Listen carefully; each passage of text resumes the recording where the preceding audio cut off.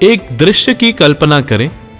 मरियम, जिसे हाल में ही ईश्वर के पुत्र को जन्म देने की अविश्वसनीय खबर मिली, अपनी खुशी का आनंद लेने के लिए अपने घर में आराम नहीं करती है।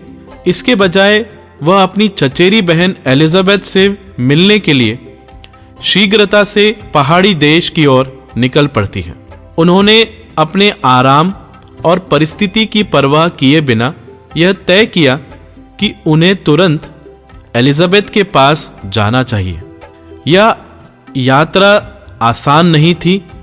पहाड़ों और दूरियों पर पार करना एक बड़ी चुनौती थी, लेकिन मरियम ने इन कठिनाइयों की चिंता नहीं की। उनके लिए दूसरों की सेवा करना उनके कर्तव्य से अधिक उनका प्रेम था। मरियम की शीघ्रता से दायित्व से नहीं, बल्कि प्रेम की प्रक्रिया है। उसे अभी मानव वंश का अब तक का सबसे बड़ा खबर मिला, फिर भी उसकी पहली प्रवृत्ति सेवा करना है। मरियम में हम एक गहरा सत्य देखते हैं। साझा किया आनंद कई गुना बढ़ जाता है। उसकी खुशी क्रान्वित होकर एलिजाबेथ तक पहुंच गई, जो एक चमत्कारी गर्भावस्था का भी अनुभव कर रही है।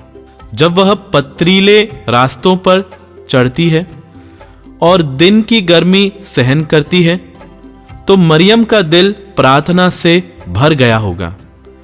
प्रत्येक कदम उसे ना केवल एलिजाबेथ के करीब लाता है, बल्कि ईश्वर की इच्छा को पूरा करने के करीब लाता है। उसकी यात्रा प्रेम का प्रतीक है।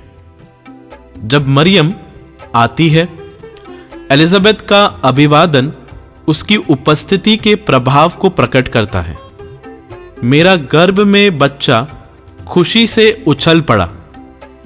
मरियम यीशु को अपने भीतर लेकर जहां भी जाती है, खुशी और शांति लाती है। उसकी उपस्थिति ही परिवर्तनकारी है, क्योंकि यह मसीह को धारण कर चुकी है। इस पर विचार करें, कितनी बार हम अपनी सुख सुविधाएं या व्यवस्था के कारण जरूरतमंदों के प्रति अपनी प्रतिक्रिया में देरी कर देते हैं। मरियम का यह कार्य हमें सिखाता है कि सच्चा प्रेम किसी भी बाधा को पार कर सकता है।